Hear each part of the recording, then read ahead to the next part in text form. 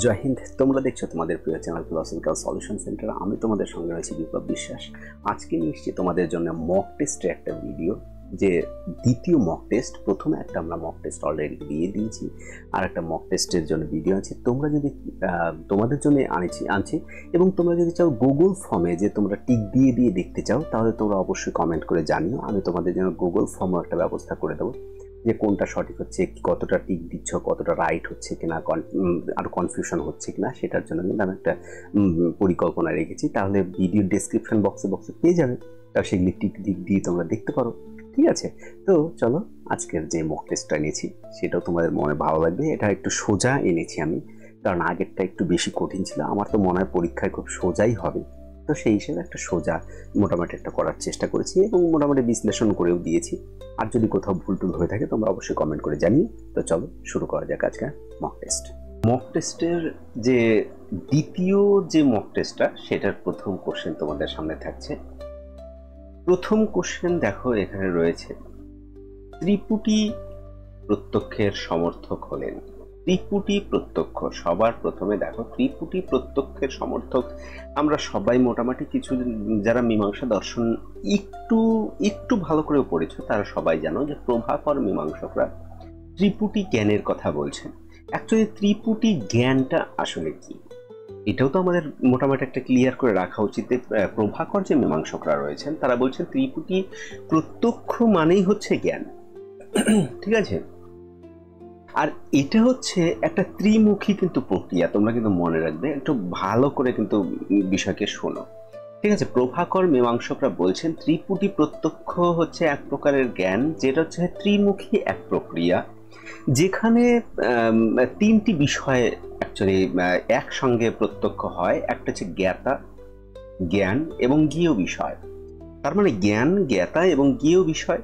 যদি সহজ ভাষায় যদি আরো বলি, যখন আমরা কোনো কিছুকে অনুভব করি বা প্রত্যক্ষ করি বা দেখি, তখন আমরা শুধু বস্তুটিই দেখি না, সেই সাথে আমরাও যে দেখছি এবং আমাদের এই দেখাটাও কিন্তু অনুভব করি আমরা। ঠিক আছে, এই ত্রিপুটি প্রত্যক্ষের যে ধারণাটি বিশেষত মীমাংসা দর্শনে, তোমরা সবাই যে আমি কেবলই বললাম প্রভাকর যিনি মীমাংসা দর্শনে একজন বিশেষ প্রবক্তা বা প্রধান ব্যক্তিত্ব, তিনি দিয়েছেন এবং তিনি এটাকে ব্যাখ্যা করেছেন। যদি উদাহরণ যদি দিই আমরা, উদাহরণ, যখন একটি ফুল দেখছি আমি, ঠিক আছে, তখন আমি শুধু ফুলটিকেই দেখছি না, সেই সঙ্গে আমি দেখছি, কি দেখছি, যে আমার দেখাটাও কিন্তু আমি অনুভব করছি। তাহলে এই তিনটি যে বিষয়, তাহলে এক হচ্ছে ফুল, এক হচ্ছে ব্যক্তি, এবং তার সঙ্গে সেই জ্ঞান যে এটা একটা ফুল, এই যে জ্ঞান, এই জ্ঞানকে কিন্তু ত্রিপুটি জ্ঞান বলা হয়েছে। ঠিক আছে, বা ত্রিপুটি প্রত্যক্ষ বলা হয়েছে, যা প্রভাকর মীমাংসকরা এটার সমর্থন করেছেন বা এটার সমর্থক। কার মতে শত প্রামাণ্যবাদ জ্ঞান প্রকাশক। এটাও আমাদের বলছেন যে শত প্রামাণ্যবাদের কথা বলছেন প্রভাকর মীমাংসকরাই বলছেন শত প্রামাণ্যবাদ। আর শত প্রামাণ্যবাদ তাহলে কি? শত প্রামাণ্যবাদ হচ্ছে যে শত প্রামাণ্যবাদ, যদি আমরা বলি যে শত প্রামাণ্য মানে শত বলতে স্বয়ং, তাই না, যে যা যে এরকম যদি আমরা বলি, যা মানে যে জ্ঞান বা সত্যতা নিজে থেকেই স্পষ্ট এবং প্রমাণ করার অন্যভাবে প্রমাণ করার প্রয়োজন নেই। অ্যাকচুয়ালি শত প্রামাণ্যবাদ একটি দার্শনিক ধারণা, তো সেটাকে এমন এক সত্যতা বা এমন এক জ্ঞান যা নিজে থেকেই স্পষ্ট বা নিজে থেকেই এটা প্রমাণ করে যে আমি সৎ, এবং এটাকে আর প্রমাণ করার আর প্রয়োজন পড়ে না। যেমন আমরা ওয়েস্টার্ন ফিলসফিতে যেমন সহজাত ধারণার কথা, বা যেমন ধরো পূর্বত সিদ্ধ, ওয়েস্টার্ন ফিলসফিতে আমরা পাই সেই পূর্বত সিদ্ধ, যে পূর্ব থেকেই তা সিদ্ধ, তাকে আর প্রমাণ করার ব্যাপার নেই। যেমন যদি আমরা ধরো যে কোনো বিষয়কে কিন্তু প্লিজ অ্যাজাম্পশন নেই, যেমন আমরা লজিক করতে যখন যাই, তখন আমাদের যে সূত্রগুলি থাকে সেগুলি কি? সেগুলি এই শত প্রামাণ্যবাদ। বা সেগুলিকে আমরা কি করি, আমরা ওগুলিকে আর প্রমাণ করতে চাই না। যেমন দুই কি, দুই কাকে বলে আমরা কোনোদিন জিজ্ঞেস করি না। দুই দুই দুই এটা প্রথম থেকেই প্রমাণ হয়েই রয়েছে। এটার যদি আমরা উদাহরণ দিই বা আরো যদি সহজভাবে যদি বলি, কিছু এমন কিছু জিনিস আছে যা আমরা প্রমাণ ছাড়াই সত্য বলে মেনে নিই। এর কারণও রয়েছে, কারণ সেগুলি এতই স্পষ্ট এবং তাদের সত্যতা নিয়ে কিন্তু প্রশ্ন তোলার কোনো অবকাশই থাকে না, তাই না? এবং এর উদাহরণস্বরূপ যদি আমরা বলি, কোনো কিছু যদি সত্য বা মিথ্যা হয় তবে তা একই সাথে মিথ্যা বা সত্য হতে পারে না। ধরো কোনো একটা বিষয় সত্য রয়েছে, তা মিথ্যা হতে পারে না, কোনো একটা মিথ্যা রয়েছে সেটা সত্য হতে পারে না। এই ধারণাটাই কিন্তু সত্য প্রামাণ্য। এটা কিন্তু আমাদের একটু আমাদের মানে আমাদেরকে একটু ক্লিয়ার রাখতে হবে কিন্তু, এই যে সত্য প্রামাণ্য, পরত প্রামাণ্য, এই যে অ্যাপ্রিয়রি অ্যাপোস্টিওরি, অর্থাৎ এই যে পরত প্রামাণ্যবাদ বা এই যে পূর্বত সিদ্ধ পরত সাধ্য, দেখো কতটা কানেকশন। তার মানে ফিলসফিতে কোনো কিছু আলাদা আলাদা নেই, শুধু পার্সপেক্টিভ আলাদা, শুধু দৃষ্টিকোণ আলাদা। ঠিক আছে, একটু বেশিই বলে ফেললাম। ঠিক আছে, চলো সামনে দেখো, কর্ণের সঙ্গে শব্দত্ব জাতির সন্নিকর্ষের নাম কি? কর্ণের সঙ্গে শব্দত্ব জাতির যে সন্নিকর্ষের নাম, আমরা জানি আমাদের 6টি সন্নিকর্ষ রয়েছে। সেই 6টি সন্নিকর্ষের মধ্যে একটা রয়েছে শব্দ প্রত্যক্ষের ক্ষেত্রে আমরা সমবায় যে সন্নিকর্ষ রয়েছে তার মাধ্যমে করি। কারণ হচ্ছে সেই শব্দ হচ্ছে বোমের হচ্ছে কি গুণ, তাই না? কারণ গুণ প্রত্যক্ষে আমরা সমবায়কে দেখি। এবার শব্দত্বের জাতি প্রত্যক্ষ করতে তাহলে কিন্তু আমরা সমবেত সমবায়, সেই জাতি সেই গুণের মধ্যে কি হয়, সমবেত থাকে, তাই না? তাহলে আমাদের হবে কি সমবেত সমবায়। আমাদের কাছে 6টি সন্নিকর্ষ রয়েছে, সংযোগ, সংযুক্ত সংযুক্ত সমবায়, সংযুক্ত সমবায়, সংযুক্ত সমবেত সমবায়, সমবায়, সমবেত সমবায় এবং বিশেষণ বিশেষ্য ভাব সন্নিকর্ষ। এটাকে উল্টো করে অনেক সময় বলা হয় বিশেষ্য বিশেষণ ভাব সন্নিকর্ষ। এই প্রত্যক্ষ এই যে সন্নিকর্ষের উপরে আমি একটা ভিডিও, টোটাল ভিডিও খুব সুন্দর করে উপস্থাপন করার চেষ্টা করেছি। যদি তোমাদের প্রয়োজন হয় তোমরা অবশ্যই ওটাকে দেখে নিও। লৌকিক সন্নিকর্ষ নামে কিন্তু একটা আমার ভিডিও আপলোড করাই রয়েছে। যদি প্রত্যক্ষ দেখতে হয়, প্রত্যক্ষের একটা ভিডিও আপলোড করা রয়েছে, অলৌকিক সন্নিকর্ষের ভিডিও আপলোড করা হয়েছে যদি প্রয়োজন মনে হয়। কারণ সবাই মোটামুটি আমরা সব বিষয়ই জানি, যারা এই ভিডিওগুলি দেখছো, যারা পরীক্ষা দেবে, এবার আমরা মোটামুটি সব বিষয় মোটামুটি জানি। কিন্তু কত সময় আমাদের মধ্যে কনফিউশন তৈরি হয়, কত সময় আমাদের মধ্যে দেখা গেল বলতে গিয়ে অনেক সময় বা বুঝতে গিয়ে অনেক সময় সমস্যা হচ্ছে বা কনফিউশন হচ্ছে, বা বলতে গিয়ে অনেক সময় ঠিক হচ্ছে না, বা ইত্যাদি ইত্যাদি সমস্যা হয়। কিন্তু আমরা একদম এমনও না যে কিছুই জানি না। যদি আমরা কিছু না জানলে কিন্তু আমরা ফিলসফিকে মানে ফিলসফি করতে পারি না হয়তো, কিন্তু ফিলসফি কিন্তু কিছু না কিছু বিষয় আমাদের মেমোরাইজ করা রয়েছে, আমরা কিন্তু জানি।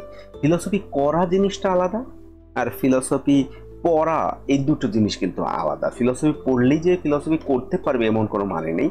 তাহলে সবাই কান্ট, হাইডেগার, নিটশে, আমাদের আরএনজি স্যার বা কান্তিলাল স্যার ইত্যাদি ইত্যাদি এইসব টিচার হয়ে উঠতেন। আমরা সেই হিসেবে এখনো করতে পারি না ফিলসফি। আমরা শুধু ফিলসফিকে শুনি, হালকা একটু কোরিলেশন তৈরি করার চেষ্টা করি, এই আর কি। তো চলো, ন্যায় দর্শনের প্রকৃতি কেমন? দেখো এখানে রয়েছে ন্যায় দর্শনের প্রকৃতি কিন্তু অ্যাকচুয়ালি যে বস্তুবাদ, কিন্তু তাই না? এই যে বস্তুবাদ, রিয়ালিজম, তাই না? এটাই তো বলে বোধহয় এটাকে। একটা হচ্ছে জড়বাদ আর একটা হচ্ছে বস্তুবাদ, তাই তো? আমাদের কাছে কিন্তু তাহলে কি ন্যায় দর্শনের প্রকৃতি হচ্ছে বস্তুবাদ। এই জড়বাদ আমরা দেখেছি চারবাক, স্বভাববাদ ও চারবাগে দেখেছি, ভাববাদ আমরা বার্কলের দর্শন দেখেছি, আইডিয়ালিজম দেখেছি, তাই না? আর এটা হচ্ছে আমাদের ন্যায় দর্শন, যেটা হচ্ছে বস্তুবাদী দর্শন। এরপরে রয়েছে 5, ড্যাশ প্রত্যক্ষ হলো ড্যাশ প্রত্যক্ষ হলো প্রকারযুক্ত প্রত্যক্ষ। এখানে রয়েছে সবিকল্পক, নির্বিকল্পক, অলৌকিক, যোগজ। না, দেখো সবিকল্প প্রত্যক্ষ যদি আমরা বলি ড্যাশ প্রত্যক্ষ, তার সবিকল্প প্রত্যয় কিন্তু প্রকারযুক্ত। সব প্রকারকম জ্ঞানম সবিকল্পকম, তোমরা জানো, তোমরা অন্নং ভট্টের বইয়েও পড়েছো, ন্যায় দর্শনের একটা জায়গাও আমরা দেখেছি যে সব প্রকারকম জ্ঞানম সবিকল্পকম। আর নির্বিকল্প প্রত্যক্ষের সংজ্ঞায় কিন্তু বলা হয়েছে নিষ্প্রকারকম জ্ঞানম নির্বিকল্পকম। তাহলে অলৌকিক প্রত্যক্ষের মধ্যে আমরা দেখেছি 3 ধরনের প্রত্যক্ষ আমরা দেখেছি, সেখানে যোগজ প্রত্যক্ষ একটা। তাহলে এই দুটো তো অলৌকিক প্রত্যক্ষ, তাহলে এই দুটি আমাদের কি যে সবিকল্প প্রত্যক্ষ, সবিকল্প প্রত্যক্ষ তাহলে কি থাকবে, প্রকারযুক্ত থাকবে। তারপরে রয়েছে সাংখ্যমতে পুরুষের অস্তিত্ব সাধক যুক্তিটি কি। এখানে রয়েছে অসৎকরণাৎ, উপাদান গ্রহণাৎ, সংঘাত পরার্থত্বাৎ, সর্বসম্ভাবাৎ। তাহলে অসৎকরণাৎ, উপাদান গ্রহণাৎ, সর্বসম্ভাবাৎ, এটা আমরা অন্য এক জায়গায় দেখেছি। কিন্তু সংঘাত পরার্থত্বাৎ, এই সংঘাত পরার্থত্বাতে কিন্তু পুরুষের অস্তিত্ব সাধক যুক্তি। তোমরা সাংখ্য দর্শনে সাংখ্য কারিকা যদি তোমাদের কাছে থাকে, তোমরা যে ঈশ্বর কৃষ্ণর যেটা রয়েছে সেটাকে একটু যদি তোমরা একটু যদি দেখে নাও, যদি তোমরা সেটা যদি মনে করো ঈশ্বর কৃষ্ণের যদি তোমাদের পিডিএফ প্রয়োজন হয়, আমার কাছে আছে, আমি পিডিএফ করে তোমাদের দিতে পারি, তোমরা যদি প্রয়োজন হয়। এবার সব কিছুর ম্যাটেরিয়াল দিলে তো মাথা নষ্ট হয়ে যাবে। তো আমাদের যেগুলি যেগুলি প্রয়োজন, 3 মাসে একটা সিলেবাসকে কভার করা অতটাও সোজা নয়, কিন্তু আমাদের চেষ্টা তো করতেই হবে। কারণ দেখো, পরীক্ষায় একবার সেই 2016তে বোধ হয় না, 2016তে একবার হয়েছে, তারপরে এতদিন পর পরীক্ষা হচ্ছে, তারপরে যে আবার কবে পরীক্ষা হবে সেটাও কিন্তু আমরা কেউ জানি না। আবার দেখো, এই যে পরীক্ষাটা হচ্ছে, এই পরীক্ষাটা তো হওয়ারও কথা নয়। যদি আজকে যদি কোর্ট যদি এটা ইনভলভ না হতো, তাহলে কিন্তু পরীক্ষা এটা হওয়ারই কথা নয়, কোনো একটা অন্যভাবে এটা কিন্তু চলে যেত। তাহলে আমাদের এতদিন পরে যারা পরীক্ষা দিচ্ছি, আমরা নতুন যারা একদম, তাদের একটা কিন্তু বেসিক চিন্তা রাখতে হবে যে আমি বিএড করেছি, এমএ করেছি, বসে আছি বাড়িতে বা কিছু একটা করছি, কিন্তু আমার এইম ছিল টিচার হওয়া। তাহলে আমার কাজটা কি হবে, আমার কিন্তু আদা জল খেয়ে লাগতে হবে। তাহলে আদা জল খাও, পেটে গামছা বাঁধো, দরকার হলে মানুষের সঙ্গে কথা বলার দরকার নেই, বন্ধু বান্ধবের সাথে যাওয়ার দরকার নেই, ডিস্ট্রাকশন হবে। তো যত পারো শুধু ইউটিউবে দেখতে হবে বা এই ভিডিওই দেখতে হবে, আমি এটাও বলছি না। আমি বলছি যে তুমি তোমার কাজটা তুমি করো, সে তুমি যেটা ভালো মনে হয়, ঠিক আছে, কিন্তু টেক্সট কিন্তু কিছু না কিছু করতে তোমাকে হবে। তো তারপরে হচ্ছে দেখো, সাংখ্যমতে প্রকৃতির দ্বিতীয় পরিণাম কি। আমরা জানি সাংখ্যমতের দ্বিতীয় পরিণাম কি, সাংখ্যমতের দ্বিতীয় পরিণামই আমাদের অহংকার, তাই না? তাহলে সাংখ্যমতের দ্বিতীয় পরিণাম কি, আমাদের অহংকার, ঠিক আছে। সাংখ্যমতে আমাদের দ্বিতীয় পরিণাম হচ্ছে অহংকার। এই অহংকার হচ্ছে, দেখো, পুরুষ এবং প্রকৃতি, তার থেকে সবার প্রথমে উৎপন্ন আমাদের যেটা হয়, আমাদের সেটা হচ্ছে এই যে দেখো এখানে মহৎ বা বুদ্ধি, এই মহৎ বা বুদ্ধি কিন্তু একই সঙ্গে ওখানে রাখা হয়েছে যে মহৎ বা বুদ্ধি, তারপরে আমাদের উৎপন্ন হয় অহংকার, তারপরে হয় হচ্ছে আমাদের মন, যে সাত্ত্বিক অংশ, এবং তারপরে আমাদের ওই অহংকার থেকে আমাদের 3 ধরনের জিনিস উৎপন্ন হয়, এক মনের সাত্ত্বিক অংশ, তারপর হচ্ছে যে পঞ্চ জ্ঞানেন্দ্রিয়, পঞ্চ কর্মেন্দ্রিয়, তারপরে রয়েছে পঞ্চ তন্মাত্রাস, আর তারপরে সেই পঞ্চ তন্মাত্রাস থেকে আমাদের উৎপন্ন হয় কি, পঞ্চ মহাভূত, তাই না? পঞ্চ মহাভূত। তো এই যে মনে করো আমাদের কাছে বিষয় রয়েছে, তাহলে আমাদের হচ্ছে দ্বিতীয় যে পরিণাম, সেই দ্বিতীয় পরিণাম হচ্ছে অহংকার, ঠিক আছে। এরপরে যাই সাংখ্যমতে সাংখ্যের বুদ্ধি, অহংকার ও মন, এই 3টি বিষয়, অহংকার, বুদ্ধি ও মনকে যোগ দর্শনে একত্রে কি বলে, যোগ দর্শনে একত্রে কি বলে, চিত্ত বলে। আমরা সবাই জানি চিত্ত ভূমি রয়েছে 5টি, হ্যাঁ। চিত্ত বৃত্তি কি, যোগস চিত্ত বৃত্তি নিরোধ, হ্যাঁ। তাহলে চিত্ত কি, চিত্ত হচ্ছে বুদ্ধি, অহংকার ও মন, এই 3-এর সংমিশ্রণ, আর সমাধি তো তোমরা সবাই জানো। তাহলে আমাদের কি হবে, গ নাম্বার সঠিক উত্তর হবে। এখানেও আমাদের কিন্তু গ নাম্বার সঠিক উত্তর। এরপরে রয়েছে নিচের কোনটি পঞ্চক্লেশের অন্তর্গত নয়। সবার প্রথমে তাহলে আমরা জানি যে পঞ্চক্লেশ কি। পঞ্চক্লেশ হচ্ছে অবিদ্যা, অস্মিতা, রাগ, দেশ ও অভিনিবেশ। তাই না? তাহলে এখানে রয়েছে দেশ, রয়েছে রাগ, রয়েছে অবিদ্যা রয়েছে। তাহলে কি অবিদ্যা, অস্মিতা, রাগ, দেশ ও অভিনিবেশ। ক্লিয়ার? এখানে পাঁচটি, দেখো পাঁচটির ভিতরে এই শাস্মিতা নামে কিছু কিন্তু আমাদের নেই। তাহলে আমাদের সঠিক উত্তর কি? আমাদের সঠিক উত্তর হবে খ নাম্বার। তারপর হচ্ছে 10 নম্বর, চারবাক দর্শন কোন মতবাদের সমর্থক? চারবাক দর্শন কোন মতবাদের সমর্থক? চারবাক দর্শন জড়বাদী দর্শন, তারা জড়বাদকেই সমর্থন করে। তো লোকসিদ্ধ রাজাই হলো পরমেশ্বর, এই উক্তিটি কাদের? এখানে দেখো ভারতীয় দর্শন থেকে বলা হয়েছে, তার লোকসিদ্ধ রাজাই, এই যে লোক, মানুষের কথা শুধু যারা বলছেন তারা পরজন্মের কথা বলেননি, তাহলে এখানে তারা কিন্তু চারবাকের কথা হবে। তা চারবাকরাই বলছেন লোকসিদ্ধ রাজাই হলো পরমেশ্বর। তারপরে রয়েছেন নিরবচ্ছিন্ন জীবন ধারায় আত্মা। একদম পরিষ্কার, দেখো এই লাইনটা দেখার পরে আর আমাদের মানুষ যে প্রবাহ, নিরবচ্ছিন্ন জীবন ধারায় আত্মা, এই মানস প্রবাহের কথা এসে যাবে এখানে। ঠিক আছে, এটা কিন্তু কারা বলছেন? বৌদ্ধ দর্শনে কিন্তু বলা হয়েছে। তারপর রয়েছে জরা মরণের কারণ কি? জরা মরণের কারণ কি? আমাদের যে জরা মরণ যখন হয় তার কারণ আমাদের কাছে কিন্তু সেই জাতি। তাহলে তোমাদের এই যে বিষয় রয়েছে সেখানে কিন্তু আমাদের তার দ্বাদশ নিদান কি, আমাদের একটু কিন্তু মনে রাখতে হবে। আমাদের দ্বাদশ নিদান আমরা যদি এইভাবে যদি দেখি, নিচের দিক থেকে যদি আমরা দেখি, তাহলে উপরের গুলি সব কারণ, পরের গুলি তো কার্য। তা জরা মরণ কি? বার্ধক্য, মৃত্যু, যেটা আমাদের কি হয়, দুঃখ, তাই কিনা? তাহলে এই জরা মরণের কারণ হচ্ছে জাতি। জাতির কারণ কি? জাতি মানে কি? জাতি হচ্ছে যে পূর্ববর্তী কর্মের যে ফল, তার হিসেব করি তোমার নতুন জন্ম হবে। তাহলে এই জাতির কারণ হচ্ছে আমার ভব। ভব হচ্ছে পুনর্জন্মের জন্য যে প্রস্তুতিটা, যে আসক্তির কারণে জন্ম মৃত্যুর চক্রে যে আবদ্ধ হওয়ার যে প্রস্তুতি শুরু হয়। আর এই ভবের কারণ কিন্তু উপাদান। যদি মনে হয় তোমরা একটা লিখে নিতে পারো, আর যদি বই থাকে তোমরা দেখে নিতে পারো। উপাদান, এবং উপাদানের কারণ হচ্ছে তৃষ্ণা। তৃষ্ণা মানে আকাঙ্ক্ষা, তাই না? তৃষ্ণার কারণ হচ্ছে বেদনা, যে এই যে সুখ দুঃখ উদাসীনতার যে অনুভূতি যে তৈরি হয়।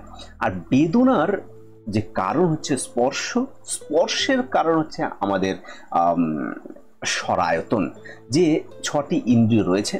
এই যে স্পর্শ বলতে ইন্দ্রিয় এবং বস্তুগুলির মধ্যে যে সংযোগ হয় সেটাকে কিন্তু অ্যাকচুয়ালি স্পর্শ বলে। আর সরায়তন এই যে নাক, কান, গলা, যে আমাদের চক্ষু, কর্ণ, নাসিকা, জিহ্বা ও ত্বক, মন, এই 6টি ইন্দ্রিয়ের কথা বলা হয়েছে। আর নাম রূপ যে, সেটা হচ্ছে চেতনা থেকে শরীর এবং মনের যে উদ্ভব হওয়া নাম রূপ, দেহ এবং মনকে বলা হয়েছে। আর নাম রূপের কারণ হচ্ছে বিজ্ঞান। বিজ্ঞান মানে চেতনা, ঠিক আছে? আর বিজ্ঞানের কারণ হচ্ছে সংস্কার, আর এই সংস্কারের কারণ হচ্ছে অবিদ্যা, যার জন্য আমাদের দুঃখ, আমাদের আবার কি হয়, আমাদের এই জরা মরণ হয়। তাহলে এই দ্বাদশ নিদান যে রয়েছে, এটা অ্যাকচুয়ালি এর থেকে তো আমরা বেরিয়ে গিয়ে আমাদের মুক্তির জন্যই আমরা দর্শনকে কি করি, আমরা জানি, আমরা সেই তত্ত্বকে জানতে চাই। তাহলে এই যে জরা মরণের কারণ কি? তাহলে জরা মরণের কারণ হচ্ছে জাতি। ঠিক আছে, এরকম কিন্তু কোশ্চেন আসতে পারে, বেদনার কারণ কি, স্পর্শের কারণ কি, জাতির কারণ কি, তৃষ্ণার কারণ কি, এরকম আসতেই পারে। তো তোমার একটু তো মনে রাখতেই হবে। তা জৈন মতে যা সংযুক্ত বিযুক্ত হতে পারে, তা যা সংযুক্ত বিযুক্ত হয় তা তো পুদ্গল। ঠিক আছে, তো এখানে দেখো, যা সংযুক্ত এবং বিযুক্ত হতে পারে তাকে তো আমরা পুদ্গল বলি। তাহলে পরিষ্কার যে এখানে ঘ নাম্বার উত্তর সঠিক, এখানে গ নাম্বার উত্তর সঠিক। দর্শন সমুচ্চয় কার লেখা? দর্শন সমুচ্চয়, এই যে রাইটারগুলি, এই রাইটারগুলিকে মনে রাখাটা একটু আমার কাছেও সমস্যাই মনে হয়। যেহেতু দেখো এগুলো পড়তে পড়তে একটা অভ্যাস হয়ে যায় যখন, তখন এগুলি তো কিছু মনে তো থাকে। দর্শন সমুচ্চয় কিন্তু অ্যাকচুয়ালি হরিভদ্রশ্বরীর লেখা। কিন্তু অন্নং ভট্টের বইয়ের নাম আমরা জানি, বর্ধমানেরটাও জানি, ঠিক আছে, কিন্তু এই যে দর্শন সমুচ্চয়, এটা আমাদের হরিভদ্রশ্বরী এনার লেখা। তারপর রয়েছে 16 ন্যায় বৈশেষিক মতে বম ড্যাশ। এখানে বলছে ভূত দ্রব্য কিন্তু মূর্ত দ্রব্য নয়, মূর্ত দ্রব্য কিন্তু ভূত দ্রব্য নয়, ভূত মূর্ত উভয়ই কোনোটি নয়। এই যে হচ্ছে বম হচ্ছে ন্যায় বৈশেষিক মতে ভূত দ্রব্য কিন্তু মূর্ত দ্রব্য নয়। ঠিক আছে, তার মানে ক নাম্বার হবে সঠিক। এরপরে রয়েছে দেখো জাতিবাধক কয় প্রকার। আমরা জানি জাতিবাধক হচ্ছে আমাদের 6 প্রকার। এবার তোমরা বলো যে জাতিবাধক সম্পর্কে তোমরা কোথাও পড়েছো? তো অবশ্যই, কারণ ন্যায় বৈশেষিক দর্শনে MA ক্লাসে করেছো। তারপরেও যদি মনে করো যে জাতিবাধক পড়নি, তা তার হতে পারে না। উদয়নাচার্য অ্যাকচুয়ালি কি করেছেন, তার দ্রব্য কিরণাবলীতে সম্ভবত, আমার ঠিক নামটা সঠিক মনে নেই, কিন্তু হয়তো নামটা এটাই হবে। তোমরা একটু যদি কারেকশন করে নাও, আর যদি পারো এটাকে জানিও আমাকে। দ্রব্য কিরণাবলীতেই বোধ হয় তিনি 6 প্রকারের কিন্তু উল্লেখ করেছেন। যেমন ধরো, যদি সেই 6টা নাম মনে আছে, কিন্তু দ্রব্য কিরণাবলী একদম আমার যতদূর মনে পড়ছে সেটা দ্রব্য কিরণাবলী হবে উদয়নাচার্যের। ব্যক্তির অভেদ, তুল্যত্ব, সংকর, অনবস্থা, রূপহানি ও অসম্বন্ধ। আর এই অসম্বন্ধকে ওখানে এরকম বলা হয়েছিল যে সমবায় সম্বন্ধের বোধহয় অভাব। এই 6টি হচ্ছে আমাদের জাতিবাধক। ঠিক আছে, তো ঘ নাম্বারটা সঠিক অ্যান্সার। মান্ডুক্য কারিকা কার লেখা? মান্ডুক্য কারিকা গৌড়পাদের লেখা। ঠিক আছে, মান্ডুক্য কারিকা কার লেখা? গৌড়পাদের লেখা। ঠিক আছে, এই যে শঙ্করের রয়েছে, রামানুজের রয়েছে, বল্লভের রয়েছে, এরকম রয়েছে। ঠিক আছে, এখানে দেখো শঙ্করের মতে দুটি গরুর মধ্যে যে ভেদ, এই যেটা এইটা হবে এখানে, ওই টাইপিং করার সময় অনেকটা সমস্যা হয়। যে ভেদ তা হলো দুটি গরু, তার মানে একই জাতীয়, তার ভিতরে ভেদ। তার মানে একই জাতীয় বলতে এখানে দর্শনিক ভাষায় বলছে স্বজাতীয়। তাহলে স্বজাতীয় ভেদ, তার মানে একই বিষয়ের মধ্যে, একই জাতীয় বিষয়ের মধ্যে যে ভেদ তাকে স্বজাতীয় বলে। বিজাতীয় মানে দুটি বিষয়, যেমন ধরো গরু আর গাছ, এই দুটো বিজাতীয়। আর স্বগত ভেদ হচ্ছে আমার শরীরে একটা যে ধরো গরুর মধ্যেই গরুর চোখ, গরুর নাক, গরুর পা, মানে একই জিনিসের মধ্যে বিভিন্ন জিনিসের ভেদকে স্বগত ভেদ বলে। আর ভেদ রহিত, যার মধ্যে কোনো ভেদ নেই, যেমন ব্রহ্ম হচ্ছে কি ভেদ রহিত। ব্রহ্মের স্বগত, স্বজাতীয়, বিজাতীয় কোনো ভেদই কিন্তু ব্রহ্মের নেই, শঙ্করাচার্য বলছেন। তাহলে দুটি গরুর মধ্যে যে ভেদ তাকে বলা হয়েছে স্বজাতীয় ভেদ। তাহলে ক্লিয়ার হলো স্বজাতীয় ভেদ কি। এগুলি ভেদ কি আমি কিন্তু বলেই দিলাম কিছুটা। রামানুজের ভাষ্যের নাম কি? রামানুজের ভাষ্যের নাম হচ্ছে, আমরা যতদূর জানি, শ্রীভাষ্য। রামানুজের ভাষ্যের নাম কি? শ্রীভাষ্য। তাহলে শারীরিক ভাষ্যকার? শারীরিক ভাষ্য হচ্ছে শঙ্করের লেখা, মনে রেখো তোমরা এটা। শারীরিক ভাষ্য শঙ্করের লেখা, অনুভাষ্য বল্লভের লেখা। আর যদি আমার নাম যদি একটু যদি ভুলও হয়, তাহলে তোমরা কিন্তু অবশ্যই কমেন্ট করে জানিও। ঠিক আছে, অনুভাষ্য বল্লভের লেখা, কারণ আমি যেহেতু বইগুলি 1-2বার করে দেখেছি, সে পিডিএফই দেখেছি, একদম অরিজিনাল টেক্সট বই আমি দেখিনি। ঠিক আছে, আর বেদান্ত পরিজাত যে সৌরভ, সেটা নিম্বার্কে যখন আমরা পড়েছি, নেট সেট যখন দিয়েছিলাম, তখন এই বেদান্তকে পড়তে গিয়ে বাংলা কিছু বই ছিল, পিডিএফ করে বের করেছিলাম। সেখানে এই বেদান্তের যতগুলি পার্ট রয়েছে একদম স্বরূপ গোস্বামী পর্যন্ত পড়েছিলাম সেই সময়। তো সেই সময় এই বইগুলির নাম সেখানে উল্লেখ পেয়েছিলাম।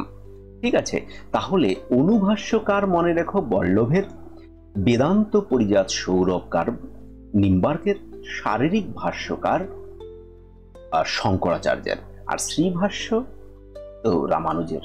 ঠিক আছে, যা দরকার লেখে নাও। ঠিক আছে, যুক্তি হলো কি? যুক্তি এক ধরনের মানসিক, তাই না? যুক্তি হলো মানসিক, বাহ্যিক প্রক্রিয়াও নয়, শারীরিক নয়, আর রাসায়নিক নয়, এটা কি মানসিক। বিপরীত বিরোধানুমান হলো কি? এ এবং ই। তোমরা এই বক্সটা সবাই দেখেছো, তাই না? এ ই আই অ্যান্ড ও, এখানে বিপরীত, অধীন, বিপরীত, তাই না? এরকম থাকে। এটা বিরুদ্ধ, এটা অসম। তাহলে এই দুটোর মধ্যে কি তাহলে বিপরীত বিরোধানুমান, তাই তো? এ যদি সত্য হয় তাহলে ও বচনটির সত্য মূল্য কি হবে? যদি আমরা এরকম যদি করেই দিই, ধরো টি টি যদি করি তাহলে এখানে এ তার বড় হাতের এটাই হবে তার প্রথম লাইন, তাহলে এইখানে কি হয়, এখানে ফলস দিয়ে তৈরি হয়, এখানে ট্রু দিয়ে তৈরি হয়, তাহলে এই জিনিসটা হবে ফলস, তাহলে এটা কি হবে, ও বচন কিন্তু তাহলে মিথ্যা হবে। ঠিক আছে, এইখানে বলছে 24 নম্বরে বলছে এ এ আই মানে ডেরাপটি, তোমরা নাম শুনছে, এটা কিন্তু দুই ধরনের একটা হয়, এ এ আই আর একটাও নাম রয়েছে। ঠিক আছে, তাহলে মূর্তি বৈধ হয় কোন সংস্থানে? এটা আমরা জানি তৃতীয় সংস্থানে ডেরাপটি রয়েছে, সেই তৃতীয় সংস্থানের ডেরাপটি হচ্ছে আমাদের বৈধ মূর্তি। তো যেমন নামগুলি তোমার মুখস্থ করতে হবে, নামগুলির কোনো বিকল্প ব্যবস্থা কিন্তু নেই। পি এবং কিউ উভয় সত্য হলে পি ইমপ্লাইজ কিউ কি হবে? পি ইমপ্লাইজ কিউ উভয় যদি সত্য হয় তাহলে টি, এখানে টি, তাহলে ইমপ্লাইজ কি হবে, টি হবে। কারণ এই ইমপ্লাইজটা তখনই একমাত্র মিথ্যে হয় যদি পূর্বক যদি সত্য হয়, অনুক যদি মিথ্যে হয়, তাহলে এটা কি হবে, সত্য। এইবার আসি 26 নম্বরে। তাহলে মনোবিদ্যার অনুষঙ্গের নিয়মের সংজ্ঞা কত? মনোবিদ্যার অনুষঙ্গের নিয়ম তো অনেকগুলি রয়েছে, তার মধ্যে গুরুত্বপূর্ণ যেটা রয়েছে তার মধ্যে হচ্ছে সেটা হচ্ছে 3টি রয়েছে। যদি মনে করো গুরুত্বপূর্ণ যে 3টি, সেটি হচ্ছে সংলগ্নতা, সাদৃশ্য, বৈসাদৃশ্য, এই 3টি সব থেকে গুরুত্বপূর্ণ। আর যে বাদবাকি রয়েছে সে একটা রয়েছে পুনরাবৃত্তি, প্রতিক্রিয়া, উপসর্গ, কারণ ও ফলাফল, প্রভাব। এই নিয়মগুলিকে অ্যাকচুয়ালি ব্যবহার করে মনোবিজ্ঞান কি করার চেষ্টা করেছে, মানসিক যে বিভিন্ন ক্ষেত্রে মানসিক প্রক্রিয়া, আচার এবং সম্পর্ককে বুঝতে কিন্তু মানে চেষ্টা করা হয়েছে বা বুঝতে সাহায্য করে এগুলি। কিন্তু তার মধ্যে 3টি আমাদের সব থেকে গুরুত্বপূর্ণ, কি কি বলছি, সংলগ্নতা, সাদৃশ্য এবং বৈসাদৃশ্য। আর বাদ বাকি এগুলি সব হচ্ছে মানে অতটা গুরুত্বপূর্ণ নয়, 3টি অনুষঙ্গে সব থেকে গুরুত্বপূর্ণের কথা বলা হয়েছে। তারপর রয়েছে দেখো গিলফোর্ডের ত্রিমাত্রিক মডেলের 3টি মাত্রা কি কি? গিলফোর্ডের আমরা জানি যে মডেলটা রয়েছে সেখানে 3টি মাত্রা রয়েছে। এখানে বলছে প্রক্রিয়ার মাত্রা, বিষয়বস্তুর মাত্রা, উপাদানগত মাত্রা, চিন্তাগত মাত্রা। তিনি চিন্তাগত মাত্রার কথা বলেননি, তাহলে তিনি 3টি মাত্রার কথা বলছেন, প্রতিক্রিয়া মাত্রা, বিষয়বস্তুর মাত্রা এবং উপাদানগত মাত্রা। তাহলে আবার কি 1 2 3, তাহলে 1 2 3 কোথায় আছে, এই দেখো 1 2 3, তা ক নাম্বার উত্তর আমার কাছে সঠিক। তারপর রয়েছে অন্তর্দৃষ্টির জন্য কি প্রয়োজন? অন্তর্দৃষ্টির জন্য আমাদের যেটা দরকার সেটা হচ্ছে, অন্তর্দৃষ্টির জন্য আমাদের মনোবিজ্ঞানের সবার প্রথমে দরকার আমাদের একটা বুদ্ধির দরকার, আমাদের অভিজ্ঞতার দরকার, আমাদের আগ্রহর দরকার। তার মানে এখানে একটা হবে না, তাহলে একটাই অ্যান্সার হবে। এখানে অনেক কোশ্চেন রয়েছে যেহেতু, তাহলে সবকটি আমাদের উত্তর। তাহলে দেখো শিক্ষার্থীর বুদ্ধি প্রয়োজন, শিক্ষার্থীর পূর্ব অভিজ্ঞতা প্রয়োজন এবং শিক্ষার্থীর আগ্রহ কিন্তু প্রয়োজন। তাহলে আমার অ্যান্সার কি হবে, ঘ নাম্বার সঠিক অ্যান্সার। এরপর রয়েছে মনের পরিধি চেতনার পরিধি থেকে কি হবে, কম, বেশি, সমব্যাপক, সবকটি, সব সময় বেশি। এটা আগে আমি একটা যে মক টেস্ট তোমাদের দিয়েছি তার থেকে কিন্তু এটা একটু সোজা, কিন্তু এবারকার পরীক্ষা কিন্তু খুব একটা কঠিন কিছু আসবে না আমার যত মনে হয়। কারণ 1 নাম্বার তো যারা এই যে যারা পরীক্ষায় আটকে গেছে, মানে যে কোর্ট কেস ফেস হয়ে, সেখানে দেখো একটা বিশাল সমস্যা হয়ে রয়েছে, ওদের তো কাউকে ফেল করানো যাচ্ছে না। আমাদের বাদবাকি যে পরীক্ষা দেবে সেটা কিন্তু ওই 10,000 বা 12,000-এর মধ্যে কিন্তু পরীক্ষা দেবে। ওদের জন্য মনে করো ওরা যে 26,000 বা 24,000 ছিল, আমাদের যে টোটাল যে 40-42,000, তার 10,000 বা 8,000 তুমি সি গ্রুপ ডি গ্রুপকে ধরো, আর বাদ বাকি টিচার, এবার সেখানে তার 24,000 হতে তো রিক্রুট করতেই হচ্ছে। তাহলে ওখানে তার পরীক্ষার কোশ্চেন দেখা গেল কোশ্চেনে ফেল করে গেল, কিন্তু তারপরেও ওদের চাকরি এটা হবেই, এটা একটা বিষয় একটা মানে মনে হচ্ছে। কারণ ওই যে এক্সপিরিয়েন্সের যে নাম্বার, যদিও কোথাও ইনক্লুড লেখা নেই, কিন্তু যদি ওখানে দেয় তাহলে আবার কেস হবে। তো দেখো ওগুলি আমাদের চিন্তা নেই, কিন্তু এবারকার কোশ্চেনের মান আমি এত দিক থেকে চিন্তা ভাবনা করেই ভাবছি যে কোশ্চেনের মান বোধহয় খুব একটা কঠিনও হবে না। ঠিক আছে, তাহলে সবসময় কি মনের পরিধি চেতনার পরিধি থেকে সবসময় বেশি হবে? কারণ আমরা ঘুমানোর পরেও আমাদের মনের পরিধি কিন্তু চলতেই থাকে। এখানে বলছে তর্কবিদ্যা হলো এমন এক কতকগুলি নীতির আলোচনা যা উত্তম যুক্তি থেকে মন্দ যুক্তিকে পৃথক করে। উক্তিটি কার? এটা আমরা জানি, আমরা বিএ ক্লাসে যখনই আমরা এটা পড়তে যাই সঙ্গে সঙ্গে এটা আমরা পেয়ে যাই। সেটা আই কপির আমরা 19 রুলস করি, তার প্রথম যে শুরু হয় যেখানে বইটা সেখানেই মোটামুটি লেখা আছে হোয়াট ইজ লজিক। লজিক তিনি সেখানে কিন্তু সেই বিষয়কে বলছেন। তাহলে উত্তর হবে কান্ট। একদম সোজা সোজা কোশ্চেন। দেখো, নিচের কোনটি নৈতিক বিচারের বিষয়বস্তু নয়? নিচের কোনটি নৈতিক বিচারের বিষয়বস্তু? ঠিক আছে, তাহলে সমাজ নৈতিক বিচারের বিষয়বস্তু আমাদের নয়। কাজের ফল, হ্যাঁ, সেটাও আমাদের নৈতিক বিচারের বিষয়বস্তু নয়। কিন্তু অভিপ্রায়, এই যে মোটিভটা, এই মোটিভ কিন্তু আমাদের কিন্তু নৈতিক, কি উদ্দেশ্য নিয়ে করছো, আর অভিনয় এটা আমাদের নয়। কিন্তু এই মোটিভ মানে অভিপ্রায় আমাদের নৈতিক বিচারের বিষয়বস্তু। তোমার করা উচিত মানেই তুমি করতে পারো। দেখো, একদম চেনা চেনা মনে হচ্ছে না?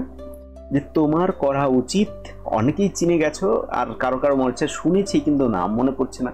একই টাইপের নাম রয়েছে, মিল, বেনথাম, কান্ট, হবস। তো তোমার করা উচিত মানেই তুমি করতে পারো, এটা কান্টের নীতিবিদ্যার থেকে বলা হয়েছে। তাহলে এখানে কি হবে? আমাদের অ্যান্সার হবে কান্ট। তারপরে রয়েছে অভিপ্রায়। তাহলে কি একটু আগেই আমরা দেখলাম যে নৈতিক বিচারের বিষয়বস্তু, নৈতিক বিচারের বিষয়বস্তু আমাদের কি নৈতিক বিচারের যে বিষয়বস্তু সেটা আমাদের অভিপ্রায়। তাহলে এইবার আসছে অভিপ্রায় কি? অভিপ্রায় উপায়, উদ্দেশ্য, ফলাফল, ফলাফল, উদ্দেশ্য, উপায়, উদ্দেশ্য, ফলাফল, উপায়, উদ্দেশ্য, উপায়, ফলাফল। ঠিক আছে, তাহলে আমাদের মোটিভ, আমাদের কাজটা কেমন হওয়া চাই? সবার বলছে প্রথমে দরকার একটা উপায় দরকার, নাকি না? সবার প্রথমে তো উপায় হলে হবে না, সবার প্রথম আমাদের এইম দরকার একটা, তাই না? তাহলে সবার প্রথম আমাদের দরকার একটা উদ্দেশ্য, তারপর উদ্দেশ্যের পরে আমাদের দরকার একটা উপায়, এবং তারপরে সেই দুটো যদি এক ঠিক হয় তাহলে ফলাফল, তাই না? তাহলে আমাদের এটা দেখো ঘ নাম্বারটা কিন্তু সঠিক হচ্ছে, উদ্দেশ্য, উপায়, ফলাফল। এখানে বলছে কৃপা হত্যার কয়টি বিভাগ ও কি কি? কৃপা হত্যার 3টি বিভাগ। একটা হচ্ছে voluntary, non voluntary and involuntary. তার মানে ঐচ্ছিক, অনৈচ্ছিক এবং ইচ্ছা রহিত কৃপা হত্যা, তাই না? ডেথ অ্যান্ড ইজি কিলিং যেটাকে বলা হয়, মার্সি কিলিং বলা হয়, তোমরা পড়েছো এটাকে। ঠিক আছে, শাস্তি সংক্রান্ত কোন মতবাদটি মানবতামূলক? মানবতামূলক বলতে যে এখানে বলছে, যদি মনে করো মানবতামূলক বলতে আমার যেটা আমরা মনে করি যে কোনো ব্যক্তির পানিশমেন্ট করানোর মানে কি, যে তাকে বোঝানো যে তুমি এই কাজটা ভুল করছো, আর তোমার এই কাজটা, তোমার পানিশমেন্ট দেওয়া হলো। তার মানে সেই থিওরি একমাত্র সংশোধন মতবাদই বলা হয়, তাই না? সংশোধন তত্ত্বে প্রতিরোধ, যেটাকে শুধু প্রতিরোধ করা, প্রতিশোধ মানে শুধু দাঁতের বদলে দাঁত, যেমন তুমি দেখছো, তুমি শুনেছো, আমরা সবাই শুনেছি। এই প্রসঙ্গে গান্ধীজিও বলেছিলেন যে দাঁতের বদলে দাঁত যদি আমরা নিই তাহলে কিন্তু এক সময় দেখবে, চোখের বদলে চোখ, তাহলে একবার দেখবে যে জগতের সকলেই এক চোখ অন্ধ বা অন্ধ হয়ে গেছে। তো আমাদের সংশোধন মতবাদটি মানবতামূলক। তুমি এই যে ভূমি নীতিবিদ্যার প্রবক্তাকে, ভূমি নীতিবিদ্যার প্রবক্তা আমরা জানি যে এই যে সবার প্রথমে রয়েছে আর্নায়েস, ইনি হচ্ছে পরিবেশ নীতিবিদ্যার কথা বলছেন, ইনি অ্যাকচুয়ালি ডিপ ইকোলজির কথা বলছেন, গভীর নীতিবিদ্যা যেটা। অলডো লিওপোল্ড, ঠিক আছে, অলডো লিওপোল্ড হচ্ছে ভূমি নীতিবিদ্যার প্রবক্তা। পিটার সিঙ্গারের কথা আমরা ভেজিটেরিয়ানিজমের মধ্যে বোধহয়, পশু বোধহয় ইসের মধ্যে পাই বোধহয়। ঠিক আছে, পিটার সিঙ্গারকে তো আমরা প্রচুর জায়গায় পাই। ঠিক আছে, তো অলডো লিওপোল্ড মনে রেখো। তারপর রয়েছে সমাজ ও সামাজিক সম্পর্ক। সমাজ হলো সামাজিক সম্পর্কের জটিল জাল। ঠিক আছে, the society is the web of social relationships. উক্তিটি কার? আমরা এটা জানি, এটা হচ্ছে আমরা অনেক পড়েছি এবং বিএ ক্লাসে তো এটার উপর একটা কোশ্চেনই হয় যারা অনার্সে আছো। ম্যাকাইভার অ্যান্ড পেজ, তাই না? MacIver and page. ও আচ্ছা, অপশন এখানে রয়েছে আবার 2। এই অপশন উত্তর হবে আমাদের ঘ নাম্বার, যে খ এবং গ। শ্রেণীর সঙ্গে জড়িত মর্যাদা বোধকে, এখানে বোধ হবে, বোধকে বলা হয় শ্রেণীর সঙ্গে মর্যাদা বোধ যুক্ত হওয়ার সঙ্গে সঙ্গে শুরু হয় আমাদের চেতনা। তাহলে আমাদের কি হবে? শ্রেণী চেতনা হবে, শ্রেণী মনোভাব হবে না, এই যে শ্রেণী চেতনা। দেখেছ? শ্রেণীর সঙ্গে মর্যাদা বোধকে যুক্ত করলে কি উৎপন্ন হয়? শ্রেণী চেতনা।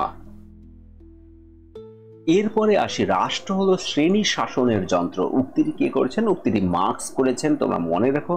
ঠিক আছে, রাষ্ট্র হলো শ্রেণী শাসনের যন্ত্র। এই দেখো, আমাদের রাষ্ট্রের দিক থেকে ভাবো, রাষ্ট্র কি অ্যাকচুয়ালি কোনো একটা শ্রেণীকে কিন্তু শাসন করবে, এইটাই স্বাভাবিক। এটা কে বলছেন? এটা মনে রেখো যে সেই সময় মার্কস বলছিলেন। রাষ্ট্র দর্শন সমাজ দর্শনের একটি অঙ্গ। কার মত? রাষ্ট্র দর্শন সমাজ দর্শন, কারণ সমাজের মধ্যেই সেই রাষ্ট্র, সমাজ দিয়ে একটা রাষ্ট্র তৈরি হয়েছে, এইভাবে মনে রাখো। এটা কিন্তু রাসেল বলেছেন, মনে রাখো, রাসেল। ঠিক আছে, রাসেল বলেছেন যে রাষ্ট্র দর্শন সমাজ দর্শনেরই একটি অঙ্গ। এখানে দেখো, গান্ধীজি কাকে দ্য স্পিরিচুয়াল রেফারেন্স বুক বলে উল্লেখ করেছেন? গীতা রয়েছে, ধর্মশাস্ত্র রয়েছে, ঈশ্বরকে, বেদকে। তিনি গীতাকে খুবই প্রায়োরিটি দিয়েছেন। তিনি বলছেন the spiritual reference book is the Gita. ঠিক আছে, গীতা হচ্ছে স্পিরিচুয়াল রেফারেন্স বুক। তিনি গীতাকে খুবই প্রায়োরিটি দিয়েছেন। যদিও এখানে দেখো, এটা একদম সবার চেনা, গণতন্ত্র হলো জনগণের কল্যাণে, জনগণের দ্বারা, জনগণের শাসন। সবাই আমরা জানি এটা হচ্ছে লিঙ্কনের কথা। ঠিক আছে, দ্য রিপাবলিক গ্রন্থটির লেখককে, এটা আমি আগের বোধহয় মক টেস্টের মধ্যে বোধহয় এটা ছিল। ঠিক আছে, এবং আমি প্লেটো অ্যারিস্টটলের এই ভিডিও একটা দিয়েছি, সেখানেও আছে, তোমরা যদি দেখে থাকো তো জেনেই গেছো, প্লেটো বলছেন। এবার দেখো, প্রত্যয় বা ধারণা সংক্রান্ত জ্ঞানই যথার্থ জ্ঞান। কার মত? প্রত্যয় এবং ধারণা সংক্রান্ত জ্ঞান, এই যে দুই জগৎ, তাই না? তার মানে তিনি বলছেন যে এই বাহ্যিক এই জগৎ, জাগতিক বিষয় হচ্ছে তার কপি। আমি প্লেটো অ্যারিস্টটলে যখন পড়াচ্ছিলাম সেই বিষয়কে বলেছিলাম যে আমাদের কাছে জগতের যে অ্যাবস্ট্রাক্ট যদি আমরা বলি, আলটিমেটাম যেটাকে বলি, সেটা কিন্তু আমাদের কি ধারণা, প্রত্যয়, সেটা কিন্তু বলছেন কি প্লেটো। ঠিক আছে, এরপরে দেখো, প্লেটোর ধারণাবাদের সমালোচনা কে করেছেন? অ্যারিস্টটল, এটা আমরা সবাই জানি। ঠিক আছে, এবার বিশেষ বিশেষ বস্তু ব্যক্তির আকার ও উপাদানের মিলিত ফল। বিশেষ বিশেষ বস্তু ব্যক্তি আকার ও উপাদানের মিলিত ফল কে বলছে? অ্যারিস্টটল বলছে যে বিশেষ বিশেষ বস্তু ব্যক্তি আকার এবং উপাদান দুটি কি প্যারালাল বলছেন উনি, একটি আর একটি ছাড়া শূন্য। আকার উপাদান ছাড়া থাকতে পারবে না, উপাদান আকার ছাড়া থাকতে পারবে না, এটা বলছেন অ্যারিস্টটল। ঠিক আছে, এরপরে দেখো, মিথস্ক্রিয়াবাদ। মিথস্ক্রিয়াবাদ মানে ইন্ট্রাকশনিজম, এর উপরে আমি ভিডিও দিয়ে রেখেছি, দেখবে তোমরা।